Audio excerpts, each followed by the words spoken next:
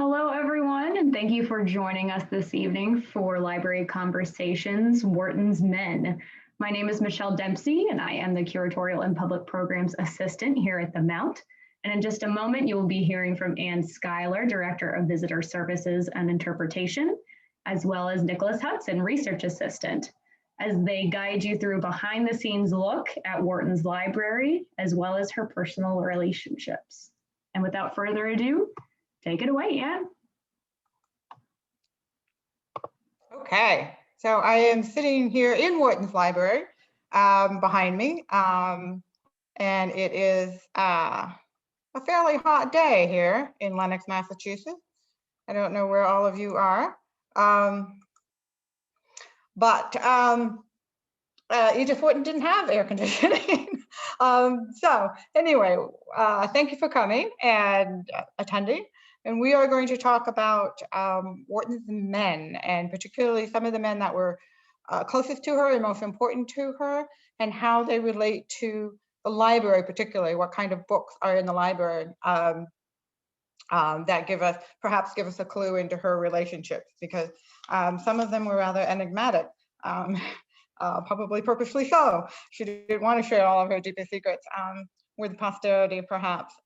Today is sort of a special day as well. We're going to take a special look at a new book that we've acquired. It wasn't Wharton's book, of course. It was published in 1928 by the Black Sun Press, and it's the letters of Henry James to Walter Berry.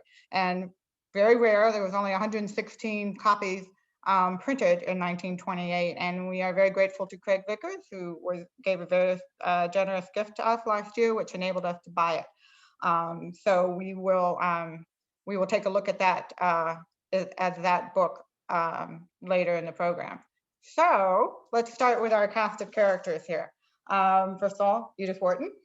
Obviously, we have the husband, who is up on the right-hand corner, Teddy Wharton, with the dogs, of course.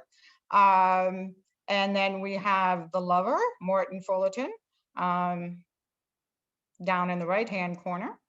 We have the estimable Henry James over here on the lower left hand corner. And then we have the somewhat enigmatic, mysterious, and interesting Walter Van Rensselaer Berry, her soulmate, perhaps, on the top left-hand corner. So before we sort of go into them individually, I always like to set the scene with this wonderful dinner party that you can just sort of imagine all of these men meeting, some of them for the first time. It was Edith Wharton and three of the most important men in her life. The place was the dining room of the Belmont Hotel, October 17th in New York, October 17th, 1910. The guests were Edith Wharton, she was a hostess actually, Henry James, Walter Berry, and Morton Fullerton. Walter Berry and Morton Fullerton, in particular, we believe this was the first time that they had met. Morton Fullerton was Edith Wharton's, the man she had the affair with, and Walter Berry probably didn't know about Morton Fullerton. There were all these sort of secrets crackling around. Henry James, of course, knew everything about everything. And we'll talk a little bit about that later. The fifth member of our quintet who is not here was Wharton's husband, Teddy, who had just been sent around the world trip in hopes of soothing his increasingly troubled mental health. I know some of you out there know this, but her husband, Teddy Wharton, suffered what today would probably be diagnosed as bipolar disorder. And around this time, 1909, 1910, he was getting increasingly worse. So that figures in our story as well. It was a rather difficult time for Henry James. This is 1910. This was just after his brother, William James, had died. So he was rather in a sensitive state. Walter Berry had just come back from Cairo, and when not in New York, was staying at Edith Wharton's guest bedroom. And Morton Fullerton had just resigned from he was a journalist in Paris. He had just resigned from his position in Paris, and his cousin, Catherine, who had been raised as his sister and whom he had once been engaged to, had just gotten married. So there's a little bit of a story there that some of you might know, but Morton Fullerton was a man with many interesting affairs, literally, in his past that we'll talk about as we go through. So this was the scene for the dinner party at the Belmont. And according to Henry James, Wharton was in rags, but as sublime and unsurpassable as ever. She, however, reported to a friend of hers later in London that she was, it took her weeks to recover. She was so nervy after the whole experience. So let's start with our first gentleman here, Edward Robbins Wharton, her husband. 13 years old, 12, 13 years older than she was. Not the best of marriages in terms of being compatible. They didn't have a great physical relationship. He was not the intellectual, but particularly in the beginning of their marriage, he was a very kind soul. And they had certain things in common, like a love of small dogs. For those of you who have been here, you know there are dogs everywhere, and we're dogs everywhere. And they also love to travel. Teddy Wharton was born into a very respectable family in Brookline, Mass. He traveled a great deal as a young boy as well. He had a lot of European experience with him, as did Edith. He also got typhoid fever, as did Edith, as a young boy. He was also a very much a natural athlete and was credited with saving two of his young cousins' life from the icy waters of Brookline's Jamaica Pond. This is Teddy Wharton, class of 1873, as we say, great mutton chop, not the best picture. He was not much of a student, but he was very popular and very well connected. Teddy went to school, some of Teddy's Harvard classmates were some of the most prominent intellectuals of the day.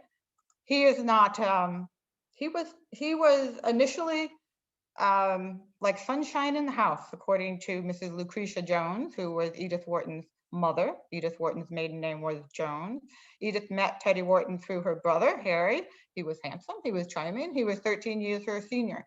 And a lot of early biographies, you know, sort of would say that this was a forced marriage and an arranged marriage, but you can see by this quote to her governess that she was really very excited about it when he first got married. Anna Ballman was her governess. She says, it seems almost incredible to a man that a man can be so devoted, so generous, so sweet-tempered and unselfish. He is one of the people whose charms make itself felt at once. And unfortunately, with his illness, his temperament changed a bit as the years went through. This is their wedding announcement. April 29th, 1885. It was a very quiet wedding. Limited to only the immediate family. Teddy's father was already suffering from mental illness, had actually checked himself into McLean's Hospital outside of Boston. And so he was not at the wedding, and it's thought perhaps that's one of the reasons why the wedding was fairly quiet. Teddy is not thought of usually being a bookman, but some of the books that we have here in the library are his, including this beautiful volume of Shakespeare, a set of Shakespeare given to him by his aunt, Sarah Cleveland. And you can see by the inscription, it's to him. It's not to him and his bride, it's to Edward Robbins Wharton. Edith kept it even after the divorce. She and Teddy Wharton got a divorce in 1913, and apparently she kept this beautiful volume of Shakespeare. Teddy Wharton was also very fond of sea stories. And so one of the books that we still have that belonged to Teddy was The Life of Nelson. And he was also fond of the poetical works of Bret Harte. I don't know if anybody's familiar with Bret Harte, but he liked to write adventure stories, stories of explorers and the Arctic and sea stories. And you can see here that Edward R. Wharton signed this book. And again, it's one that somehow ended up in Edith's library. If you haven't seen any of our library books before, these are two of Edith Wharton's own book plates. The bottom one here with the ship is from her house at Land's End in Newport, Rhode Island. And the top one is from the Pavillon Colombe, which was one of her French houses about 20 miles north of Paris. As some of you may know, she never had a book plate made for the Mount, something that we regret horribly. Either she wasn't here long enough or for whatever reason, we don't know. All right, we're going to move on to the next man we're going to talk about that she met. We're going chronologically here. She met Walter Van Rensselaer when she was 21 years old. And this quote sort of gives you an idea of how important he was to her. He found me when my mind and soul were hungry and thirsty, and he fed them until our last hour together. an incredibly important friend to her. They met in Bar Harbor. He was, as she said, the son of an old friend of her family. This quote is from A Backward Glance, which was Edith Wharton's memoir that she wrote about 3 years before she died. They seemed to really hit it off in terms of intellectual companionship, and she perhaps thought it was more, but he did not propose that summer in Bar Harbor.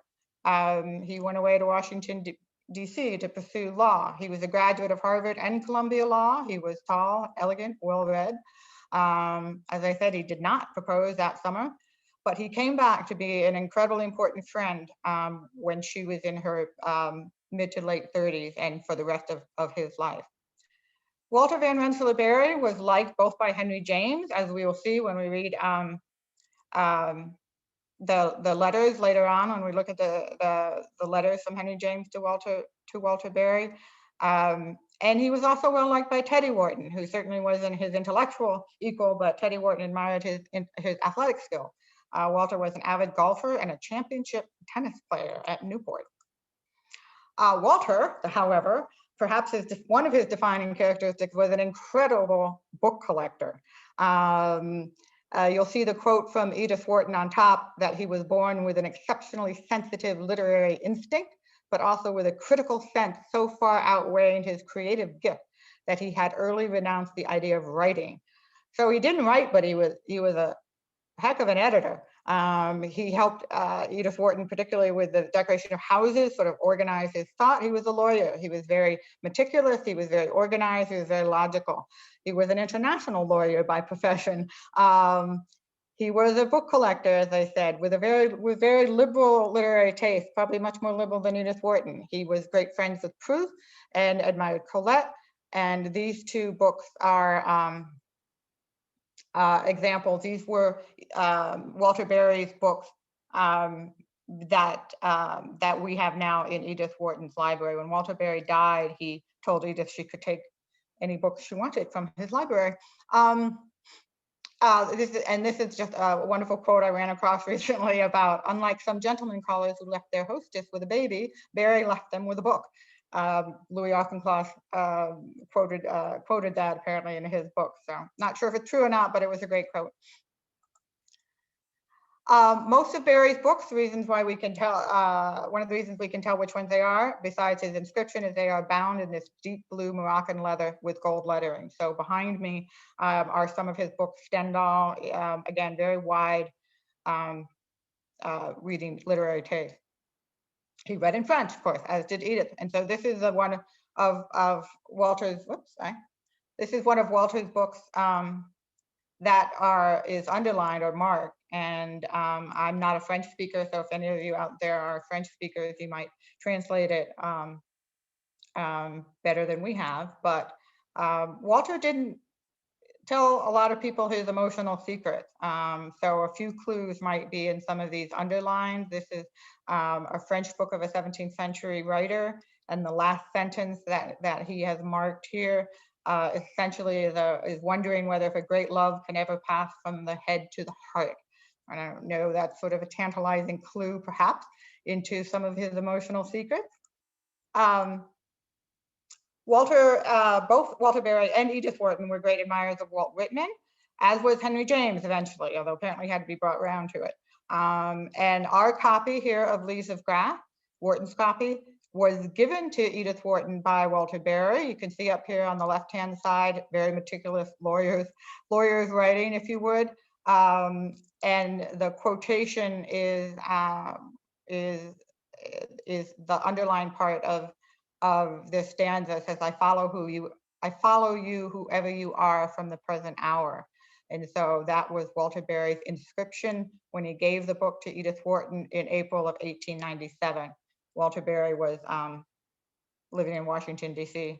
at the time. This book is intensively marked. It's hard for us to even show to people because there's so many markings on it and it looks so well used.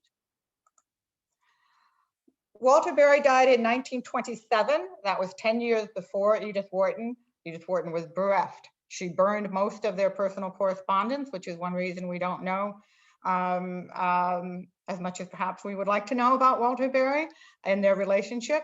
There is one tantalizing sort of survivor of his letters, which is a 1923 telegram, which says, "The letter is really there, don't lose it, dear." And then the letter, which arrived in Paris later, refers to secrets of their past. And so he had written, and you'll see again, this very tight, neat handwriting, "Dearest, the dream mine was in the canoe and in the night afterwards, for I lay awake wondering and wondering. And then when morning came, wondering how I could have wondered.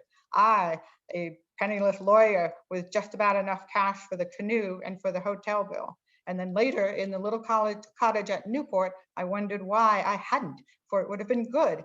And then the slices of years slid by. Well, my dear, I have never wondered about anyone else.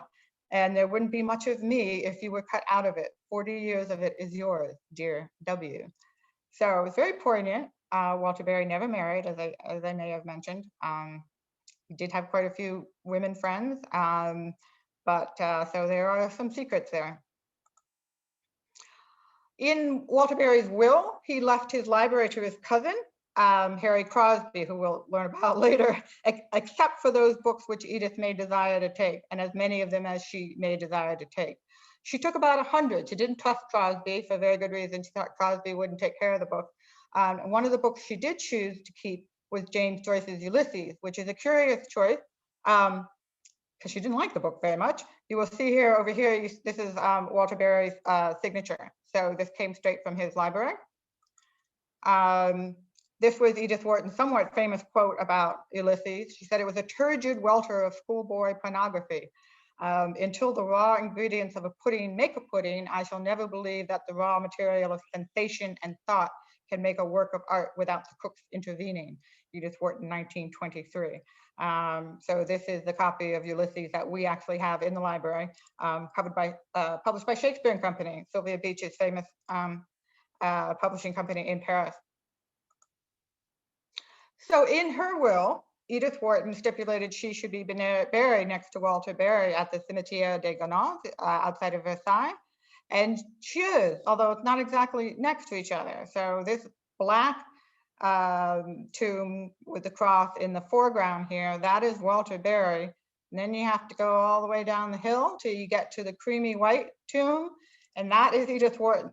So whether they ever, I don't know when these two people came in between, but they're not exactly next to each other. There was quite a kerfuffle at the funeral between Edith Wharton and Harry Crosby, Walter heir. They were both cremated, by the way. Both Walter and Edith were cremated, so it's their ashes that are there in the cemetery. And there were all sorts of rumors that Walter just wanted his ashes buried anywhere, and then he says, well, he wanted his ashes thrown along throughout Mrs. Wharton's estate at the Pavillon Colombe, but none of those are verified at all. So we just have to believe that there are actually urns with ashes in his grave. All right, so now we're gonna move to Henry James. 1843 to 1916, he was the oldest of the quartet here. Again, Edith Wharton had an incredibly tight relationship, incredibly important relationship with Henry James. This is one of my favorite quotes. The real marriage of true minds is for any two people to possess a sense of humor or irony pitched in exactly the same key. And a lot of the books that we have, you can see that humor between James and Wharton was they understood each other so well. In terms of when they met, Wharton first met Henry James in 1887. She was 25, he was in his 40s.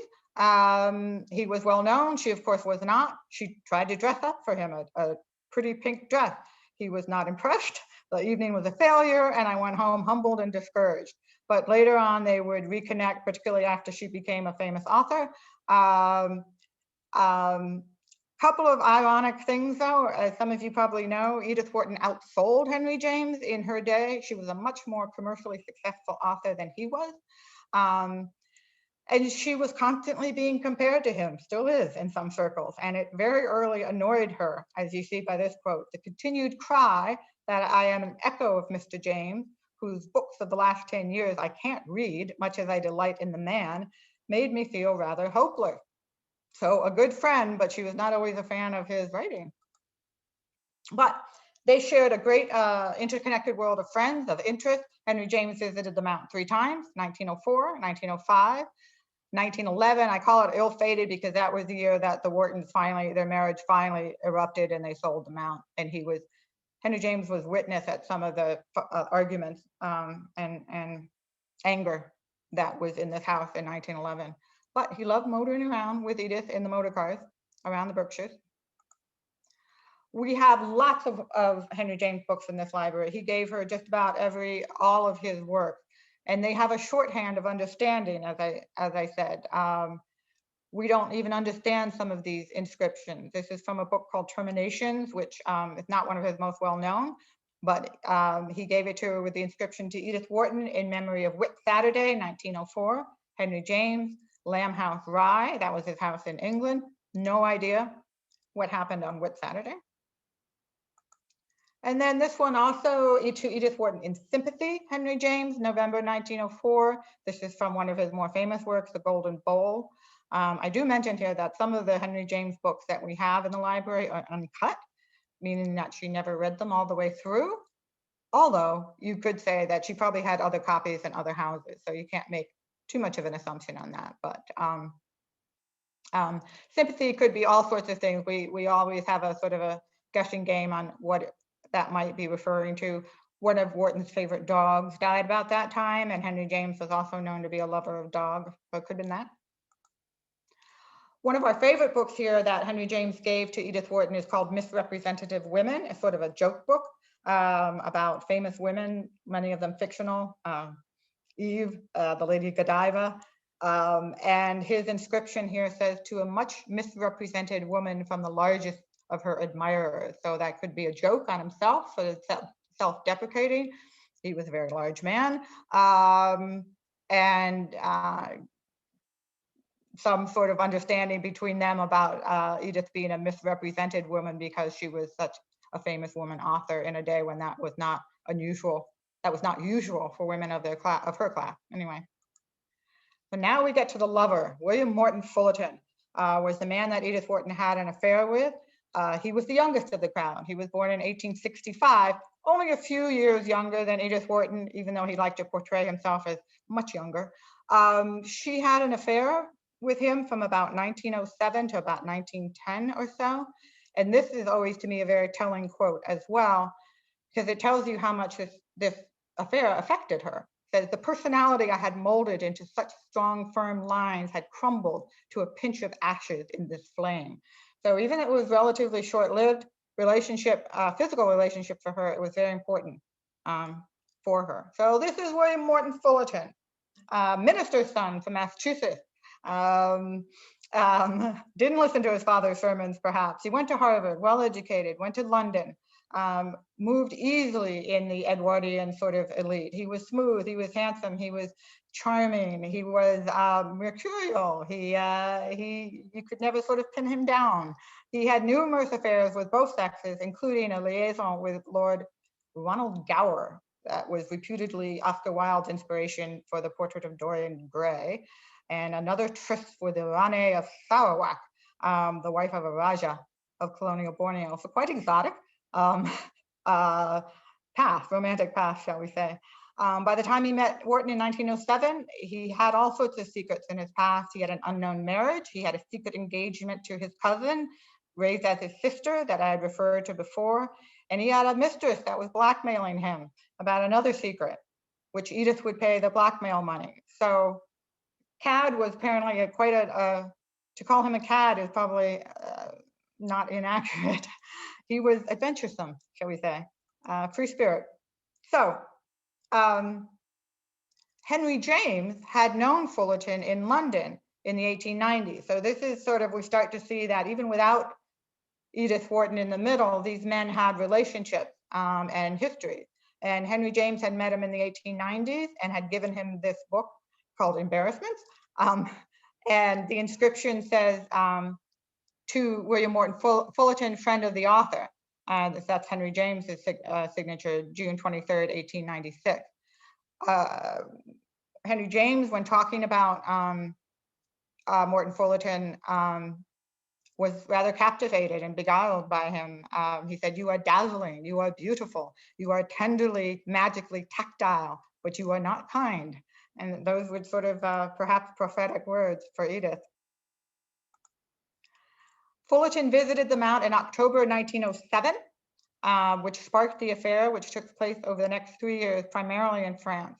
Wharton kept an intimate diary during the first year of the affair, which excruciatingly records her emotional roller coaster. And she kept that diary secret in her will. She wouldn't allow anybody to see that diary until about 30 years after her death. So that's why nobody knew about this affair until about in the early 1970s or so. But you can see one of the most telling entries from this journal, this diary, was from May 1908. She says, "My 2 months, my incredible 2 months are almost over. I have drunk of the wine of life at last, and I have known the thing best worth knowing. I have been warmed through and through, never to grow quite cold again till the end." Now, in 1908, 1909, I would say, was sort of the peak of the affair. She soon realized that it was impossible for him to sort of stay faithful. 1909, they had this tryst in London with Henry James. Well, Henry James was at dinner. Then when Henry James went to bed, Fullerton and Wharton spent the night in a railroad hotel at Charing Cross. And the next morning, Fullerton sent her roses and left for America. Wharton wrote this poem called Terminus, which is one of the most erotic poems, probably the most erotic poem that Wharton wrote. It was not published. It was in her diary. It has been published since, but it was not published in her lifetime.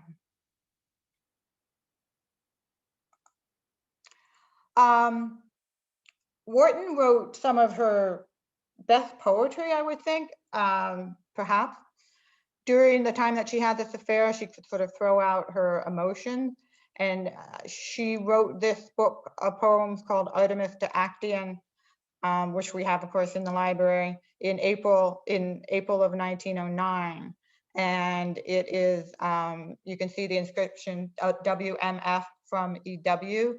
She hand wrote a personal poem just to him that wasn't in the printed copy. And it is, you can read it, go through it if you wish. It's about hope. It's about finding happiness, perhaps a little anxiety that it would not last. But it's a lovely poem, and that is also has been published since in Irene Goldman Price's recent edition of Edith Wharton's poem. Now, just by contrast, I will show you the copy of Artemis to Actaeon that Edith Wharton gave to Walter Berry. No elaborate poem, no elaborate inscription. It just says W.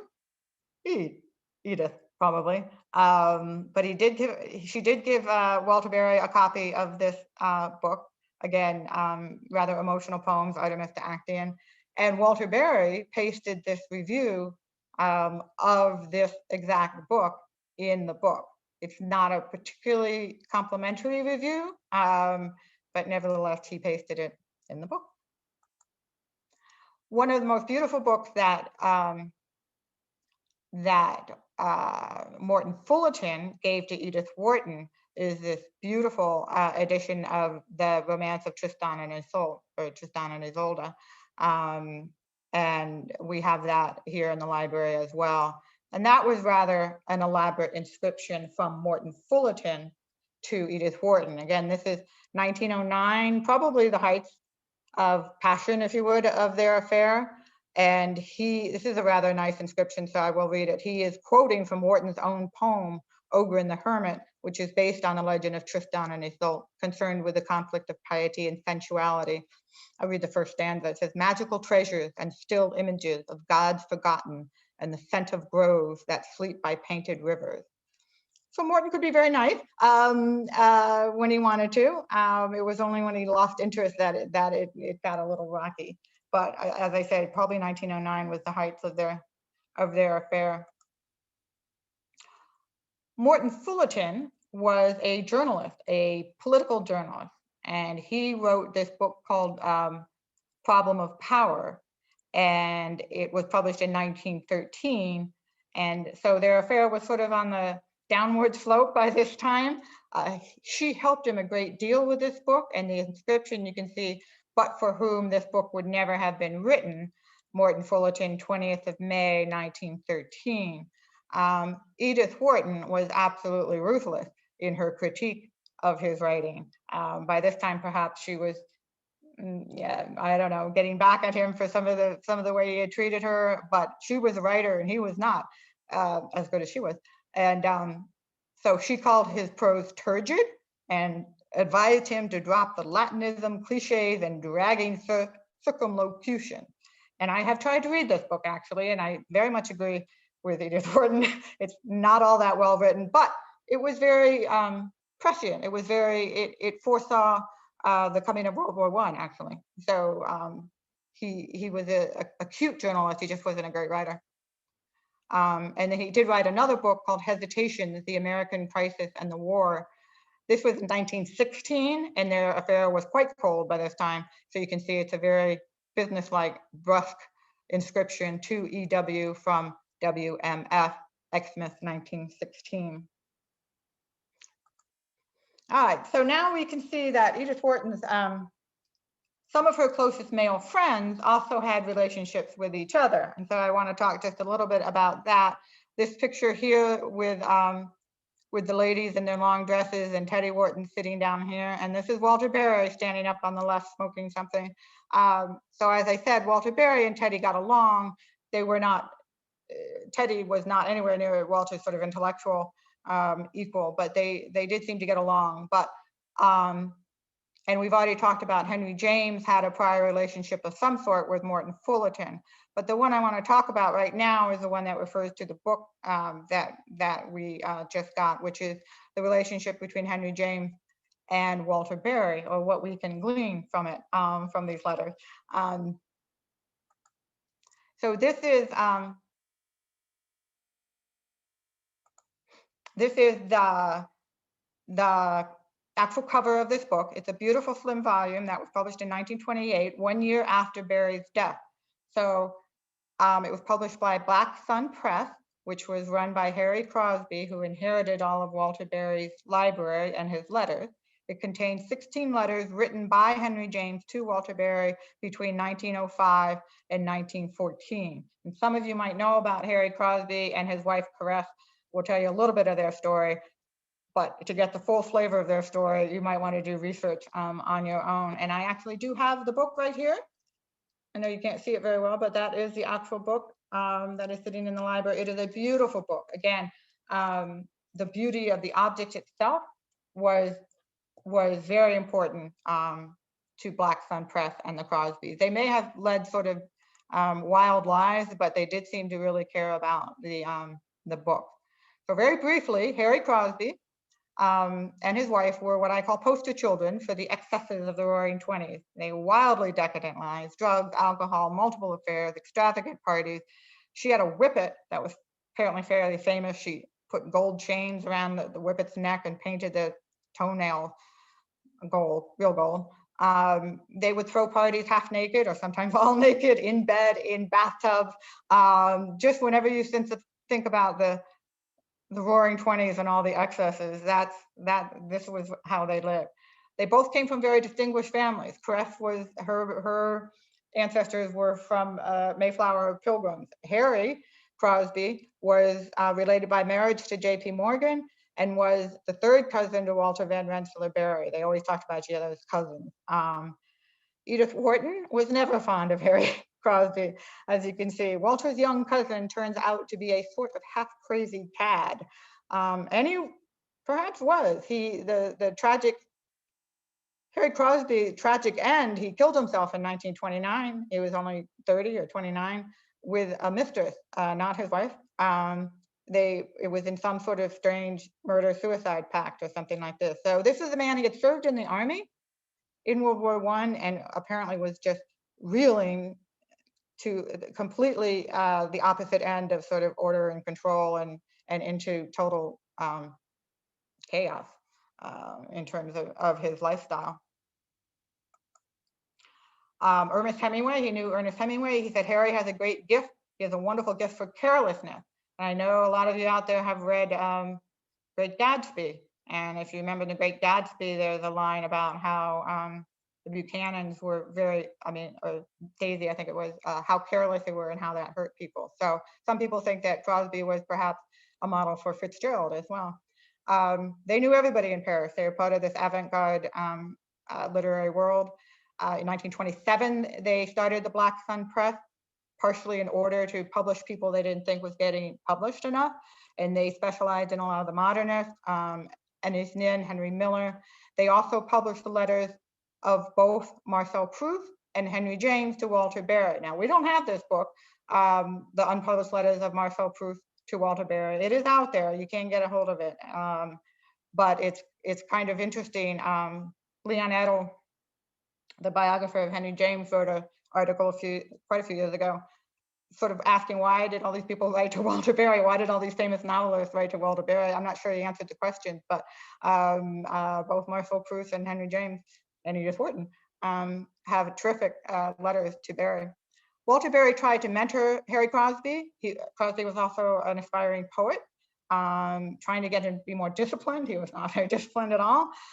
And he made Crosby his heir, giving him all of his books, except the ones that, of course, Mrs. Wharton wanted. So you're going to hate this slide and don't try to read it all, but I had to put it in its pristine state. This is exactly as written from Harry Crosby's diary in May 4th, 1928. And as I put a note down there, the punctuation or lack thereof is all his own. But what it shows is that Barry was a serious book collector. He gave Harry Crosby 8,000 books, crate after crate after crate after crate, borne upon the shoulders of solid men, came cascading all morning and all afternoon into my house and my library. Is a pyramid of books. So these were Walter Barry's books. He had a leaf from the Gutenberg Bible. He had illuminated Quran. He had something about opium eaters. He had a magnificent set of Casanova with erotic plates, Bacon. He had Audubon, Henry James, Maupassant, Arabian Nights, Marco Polo. He had books with the bindings of the King of France and the arms of Richelieu and Napoleon. So that was an amazing library that Harry Crosby inherited. And what did Harry Crosby do with it? He mostly gave them away, which is probably why Edith Wharton tried to take at least a few. She probably took about 100 away from him. Apparently he liked to amuse himself. Harry Crosby would take some of these priceless books to bookstalls in Paris and put a really low price on them and watch as people bought these priceless books for, like a franc or something. And he just sort of liked to watch that and see how they reacted. So anyway, that's what Harry Crosby did with 8,000 books. So this is the actual, the pages from this book. In particular, I wanted to take a look at, on the left-hand side, it says the first edition of the letters of Henry James to Walter Barry, printed at the Black Sun Press, Paris, October 1928, for Harry and Crosby, is strictly limited to 16 copies on Japan paper, each copy supplemented by one of the original letters, and 100 numbered copies on Holland Van Gelden Zonen, to be sold at the bookshop of Harry Marks, New York. So we have number 12. You'll see that number 12 down at the bottom of the page of the Holland Van Gelden Zonen papers. I don't know if any of the Japan paper ones exist. They might. When you look on market, some of the copies are much more expensive than others, and maybe those are the Japan copies. I don't know. Again, but beauty was very important. The look of these books was very important. Now, they said that in each of these books, they have one of the original letters, and I'll show that to you in a minute. This is one of the letters. This is actually letter number 2. You can see up here, very neatly labeled, is letter number 2, written to Walter Barry from Lamb House Rye from Henry James in August the 6th, 1905. And as I read, I'm not going to read all these letters. I'm just going to read parts of them and just take note of the tones. And maybe we can talk about afterwards what you think the tone kind of some of these letters are and what it might tell about their relationship. He says, "My dear Barry, I hear nothing from you. And I wonder and I wait and I ask myself, what has become of you? haunted with the apprehension that you have very possibly fled, chucking me and making me no sign, not even prettily penned, and you pen so prettily, and yet unable to attribute you such refinement of treachery. So it's sort of this jocular, but also sort of needy tone, and kind of requesting affection or wanting affection, that shows up as well. I am not, maybe some of you out there know, I'm not quite sure when Walter Berry met Henry James. I think it was around 1904, 1905. So this is fairly early in their relationship. This is one of the more interesting letters in the book. This is letter number 3. And this is the one that they chose to show the original letter. So the handwritten part here on the left is Henry James' actual handwriting to Walter Berry of this letter of October 5th, 1907. Nick and I tried to find out how they did that. We don't know the printing technique of how they would print original letters like that in 1927. So if anybody does, maybe that's something we can chat about as well. But this particular letter was written on October 5th, 1907. And it says, "My dear Walter B., if I wrote your beautiful, your insolently exquisite hand, I should write all the time. And if I had your fine free wit to help me on the matter, I should make my letter long to admiration." Very Henry James sentence. However, that is, but by the way, I'm delighted to have had a little letter from you rather than none at all the more that your writing doesn't exclude several charming things. So he's very flattering. He's sort of perhaps a little flirtatious, a little, he's very flattering, you know. And Walter did have beautiful handwriting, as we've seen. He was a lawyer. These are 2 letters, letter 7 and letter 8. Letter 7 is actually quite serious and quite a lovely letter. It is a response to Walter Berry for a letter that Walter must have written him about the death of Henry James' brother, William James. And it is actually quite a sincere, doesn't have sort of that tone of joking that some of the other ones. I was much moved by the participating friendship of your telegram. Life has been much of a nightmare and a bitterness to me since we parted that elegant evening at Windsor, and I sit here infinitely stricken and overdarkened. My relation to my beloved brother was such that my admiration for him and need of him were things that took the very first place of my life and my understanding. And the extinction of his beautiful presence and powers of these last at their very highest tide, I'm convinced, cuts deeper than I can say. So that's a very sincere letter and a very moving letter. Letter number 8 over here is all about Edith, actually. It's written September 27th, 1911, again, from Lamb House in Sussex. And it says, "My dear Walter, the angel of devastation writes me that if I will join you within a day or 2 in Paris, you will very kindly lead me forth into Lombardy for magnificent operations up and down the Italian kingdom." So the angel of devastation was his nickname for Edith Wharton. This is a letter to Walter. And later down here, you can see he calls them the eagle as well. So again, they were tied together by the relationship to Wharton, as well as having this independent relationship. Now, Henry James, of course, seemed to have written the most about these other men and Edith Wharton. So I thought I would add a couple of quotes from Henry James, what Henry James said to Edith Wharton about these other men. And Henry James in his letters almost invariably will, in his regular letters, not as regular as to Walter Berry, but his normal letters, sort of add a postscript at the end saying, "Please give my best to blah, blah, blah, blah, blah, blah." So you can see this first one, "I enclose a special benediction to Mr. Teddy, and I think dearly of dear demented Walter B." 1905, not quite sure why Walter B was demented, but anyway. 1906, "I wish you were bringing Walter Berry with you. He ought to exist for bringability. However, if you do bring Mr. Teddy, we shall get on." So a little bit of contempt for Teddy, which sort of Henry James kind of put up with Teddy. But the bringability with Walter Berry seems to have been Walter Berry seemed to be able to make conversation with just about anybody, even if he was still kind of aloof and perhaps patronizing occasionally, but he did seem to have that ability to make friends and talk, at least with Henry James. So in 1914, 1914 is, and that's wartime now. He says, all love and applause to Walter, all reiterations to Morton, and all homage and affection to yourself, dearest Edith, from your desolate and devoted old Henry James. So I'm not quite sure what they're referring to here, what he's referring to. I don't understand about reiterations to Morton, but this was referring to some of the early war efforts that both Walter and Edith had actually started doing in Paris in 1914.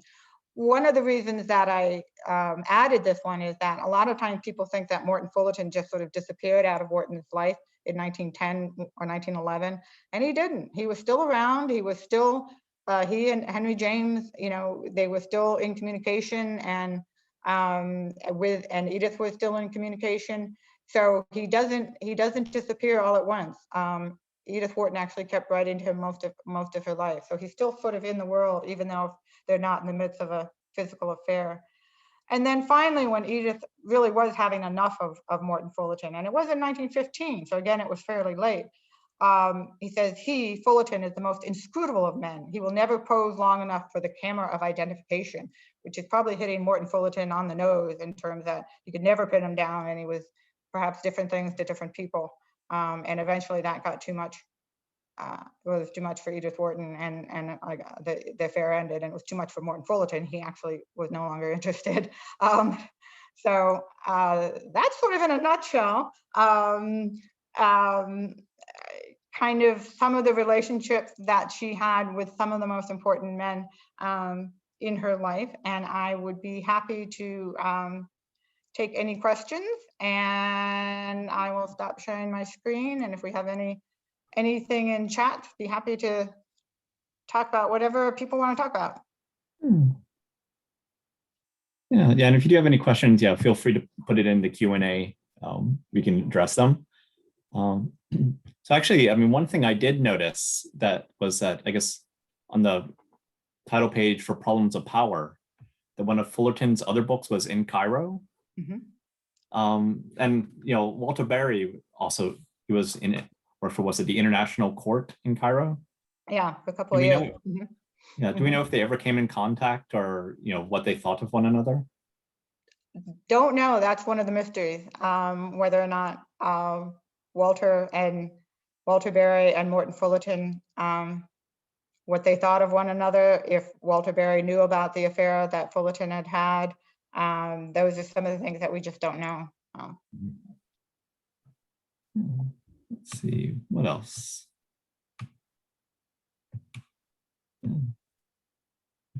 And well, I guess another question would be, like, how do you think Henry James's letters to Walter Berry compare to, you know, letters he wrote to other people? I don't know. I mean, a lot of Henry James's letters are sort of exuberant and gossipy. And I know that some of Henry James's letters at the end of, when Henry James died in 1916, a lot of Henry James' family didn't really want to publish some of his letters because they thought they would be rather embarrassing and sort of misunderstood, particularly some of the letters that Henry James wrote to young men. I mean, Henry James's letters to Edith Wharton are chatty and gossipy, but as you can see just a little hint of in those letters to Walter Berry, and probably more in some of the other letters, you know, the sense of yearning and it just very personal. And I know that it was a different time and people's letter writing had a different style, but it still seems that sort of this desire almost to touch some of these people, which is expressed in the letters. I don't know if we have Henry James experts out there, but be interesting to know. That's an interesting question if anybody has read any of other Henry James's letters, if they have any thoughts on that. Yeah. And I guess sort of a follow-up question. Do you think that Walter Berry might have been gay? Some people think so. He did seem to Also, he had women friends as well. It's really hard. It's really inscrutable. He didn't, as I said, he never got married. He seemed to like flirting with women. Women at the time thought of him sort of a man about town, a gallant, but it's hard to know. He's sort of a man of mystery. He's that one letter that the letter that survived that he wrote to Edith Wharton about the night in canoe. I mean, we assume from that letter that he meant he might have asked her to marry. So Walter's sexuality is not really known. We can only kind of speculate, which is, immense hours have been spent on that, but I would hesitate to give an answer one way or the other. I think you mentioned it briefly, but do you know what Fullerton was being blackmailed for? Well, we think we do. He was being blackmailed by his landlady, who he had an affair with. And it was about one of the affairs he had with a man back in London. And I'm not sure whether it was Lord, Nick, you might know, whether it was Lord Alfred Gower or not, who was one of Oscar Wilde's companions or part of his crowd. But the implication was that an affair with a man, which was still illegal at the time, would have been much more very scandalous. And so we don't know if Edith knew what she was paying for. She just knew that Fullerton was being asked for money that he didn't have. So that's another one of the little secrets that perhaps that we don't know. But he did go to Henry James first, didn't he, for the money? He did. Isn't that interesting? So yeah, and as I said earlier as well, is that Edith Wharton had more money than Henry James was often quite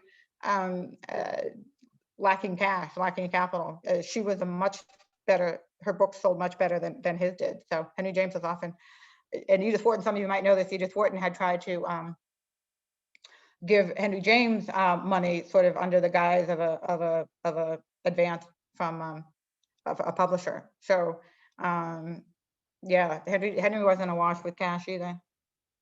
It is interesting that he went to Henry first. Henry James has all these secrets. So I guess another question, were Edith's affairs outside of marriage considered scandalous by her contemporaries? Well, that probably depends. She only had one affair, first of all, that we know of. We don't know exactly all what happened with Walter, but the only affair that we know of is the one with Morton Fullerton. And it took place in France. And a lot of her French friends knew, or some of her French friends knew, and it wasn't necessarily considered scandalous for them. Her American friends would have had a different opinion. She never told Sarah Norton, who was one of her closest American friends who lived here, the daughter of Charles Eliot Norton. She never told Sarah Norton about it. So she kept it fairly close to her chest, I would say, outside of sort of her immediate, the sophisticated circle of Paris. But it would, in the United States, it definitely would still be scandalous, even though Teddy Wharton had several affairs which were much more accepted. Yeah, and if I remember, it was also like speculated in some of the more trashy newspapers about the time where Wharton was divorcing Teddy, that it was because she was going to marry Barry. Yeah, they called her Mrs. Barry. A couple of the press, tabloid press, if you would call her Mrs. Barry or Mrs. Walter, because they were so sure that as soon as they got a divorce, she was going to marry Walter Barry. That's an important question. Did all of Edith's men love dogs? I think he had to. Good question. Henry James certainly did. Walter Barry, my guess is well, actually, there is that picture of him in a canoe with a dog. So I would say, yes, he liked dogs. Morton Fullerton is the only one we don't know for sure. Yeah, and I think, isn't there, we don't have it here, so I guess I probably shouldn't bring it up. Isn't there the picture of Walter Barry like holding a dog above his head? Yes. Oh, yeah. That, yes. he's down in the flower garden. Yeah, and he's holding one of her little Pomeranians or something by the scruff of the neck, hopefully affectionately. I don't think you could spend a lot of time with Edith Wharton and not at least tolerate the dogs. Good question. And where was Wharton's review of Ulysses originally published? Where was what? I'm sorry? Oh, Wharton's review, or I guess really her comments about Ulysses originally published. Oh, I'm pretty sure that was a letter. That the one about turgid welted of pornography or whatever it was. I think that was a letter, and I don't remember right now who it was to, but I don't know. Somebody else might know. I don't know if she ever commented in public on Ulysses. If she did, it would have been much more measured tone. So that rather candid statement was a letter. Yeah. Though I think she, like some of the things, like the ingredients of a cake don't make up a cake. I mean, doesn't the writing of fiction have like similar passages? Yeah. We're Oh, the taking pudding, about the pudding conscious- maker. Yeah. Oh, good Yeah. pudding, pardon me, yeah. So what Nick is referring to is if anybody hasn't, if you want to read it, it's in the 1925. She wrote The Writing of Fiction, which is just that. It's a nonfiction book on what she thinks about short stories, novels, and what's good and what's bad, and some of what who she thinks is good. Models, Tolstoy, and I have them right behind me here. Tolstoy, the Russian Stendhal was very popular. Balzac, the French 19th century writers. Edgar Allan Poe for short stories and ghost stories. Even though she wasn't allowed to read Poe as a young child, she was thought to be scandalous and drunken by her mother. Yeah. Yeah. And well, do you think there's some connection with Edith's affair with Morton Fullerton, with her development as a writer and exploring sexuality in her subsequent works? I do. I think that after her affair, and a lot of times people think that The Reef was sort of a book that she wrote in 1912 called The Reef, which was thought to be kind of working out her issues residing from the affair, but one of its main characters is like not quite a Fullerton, but he is sort of a man who is fairly casual about going into affairs and yet very magnetic. And it's interesting. The interesting thing about The Reef is most of the time Edith Wharton sent her first copies to Walter Berry for him to edit and get first crack at for anybody else. For The Reef, she sent it to Morton Fullerton for him to get first crack at it and see. I think she even sent a letter, see if I got Darrow right, see which is the main character. So, but even after that, I think her sort of ease, she would never be a Henry Miller or anybody like that. But I think some of her later novels, like Summer, which she wrote in 1917, show sort of a sensuality that perhaps she wasn't as comfortable with in her earlier work. Yeah, see. And do you have any insights on the first man in Edith's life, her father? Only that she adored him. He died when she was 20 years old. Some of her earliest biographical pieces that she wrote, just had these magical memories for her. Of course, she's writing when she's, in her 70s, and she's remembering back when she's, 4 years old or something. But her first memories of her father's warm hand. I think her father, the tall, handsome presence. I think her father shows up in her fiction actually quite a bit. And also, to that point, sort of often in Wharton's fiction, in marriages, there's like a sensitive soul who perhaps is not necessarily decisive, and then there's a dominant partner, the dominant spouse who kind of makes all the decisions and orders the other one around. And it's a possibility that she was sort of looking at her parents' marriage, where her mother was very strong personality, and obviously outlived her father, and her father was the one who loved to read. He was sort of the gentleman scholar. So I think her affection for him, yeah, that was a good question, because it's long lived. I mean, I think it lasted throughout her life, her loving memories of her father. Hmm. Yeah. I guess, did Teddy know of her affair while it was happening? Good question. We think not. There are a few snippets of letters. They live very separate lives. I mean, Teddy didn't like Paris, so when she was in Paris, he was likely to be elsewhere. And there's a few references in some of her letters that, oh, Teddy's coming this weekend, you know, we can't do this or that or something. So she was aware of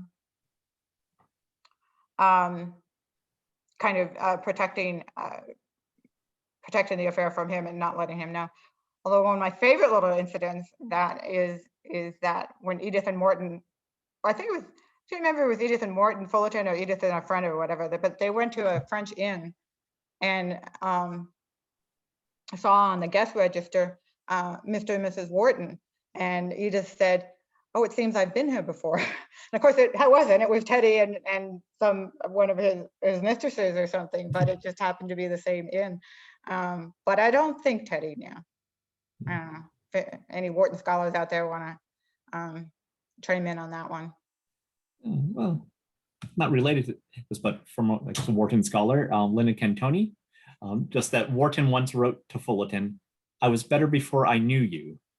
Why did she forgive him and remain friends with him? I'm not sure she ever forgave him. That might have been a misspeak on my part. She kept sort of reaching out to him. She got very frustrated with him. I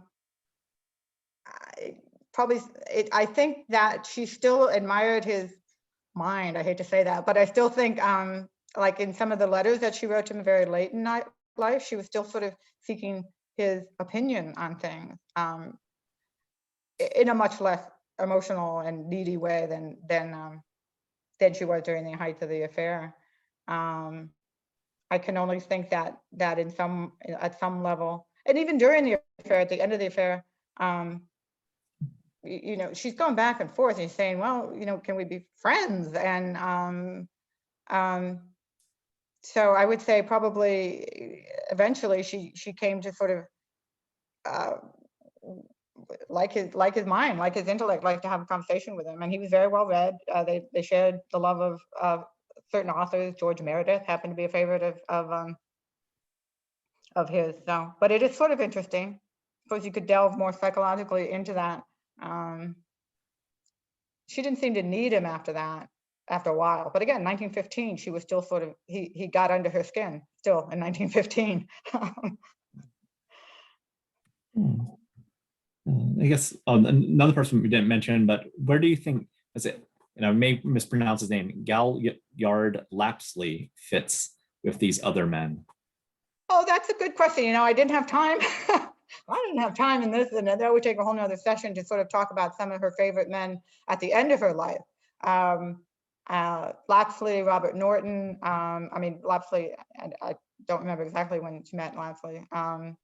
Robert Norton, and some of the men that she had when she was older, when she was in her 60s and the 70s, and seemed to be sort of like her own little tribe, kind of.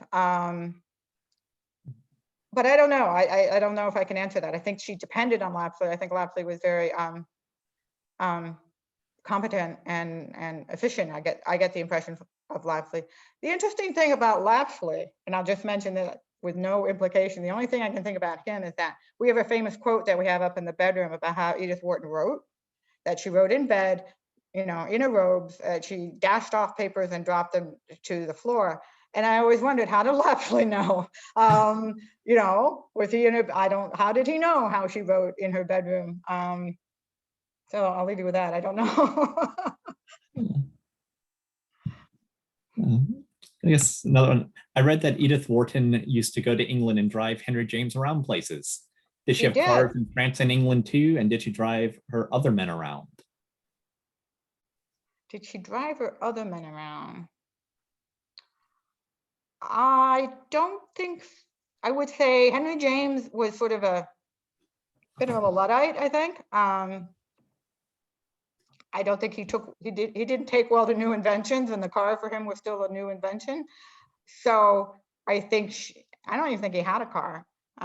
So she would like to sort of take him and whirl him around the country. It may have started here at the Mount when Henry James would visit. One of those stories is that Henry James got very hot, like on a day like today, and no air conditioning. And the best way to cool Henry James off was to take him on a drive. And so maybe that that continued.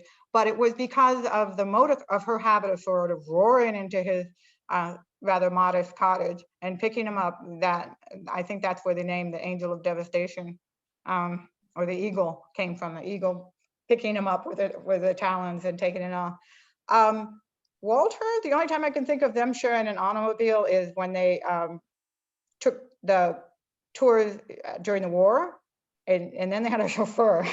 So Walter, as I said, was quite connected, and so they probably had a chauffeur a lot of the times. And of course, Edith Wharton's chauffeur, a man named Cook, went with them to Europe.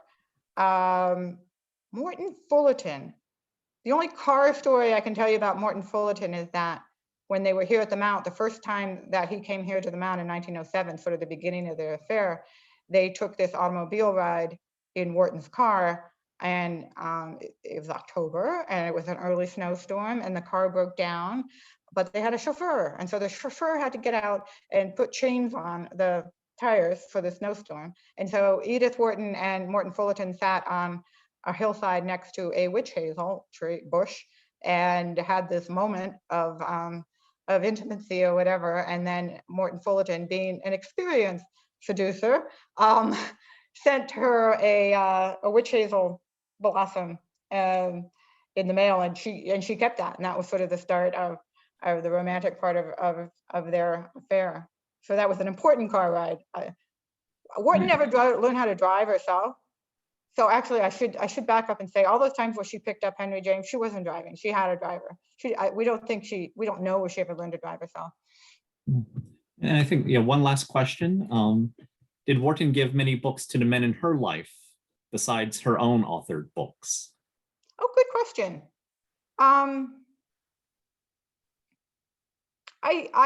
I think so, but I don't know. I couldn't give you specifics. Like I think with Morton Fullerton, I think that they probably shared, like I say, they both shared this love of George Meredith, and she might have been trying to improve his writing style and might have given him books to improve his writing style.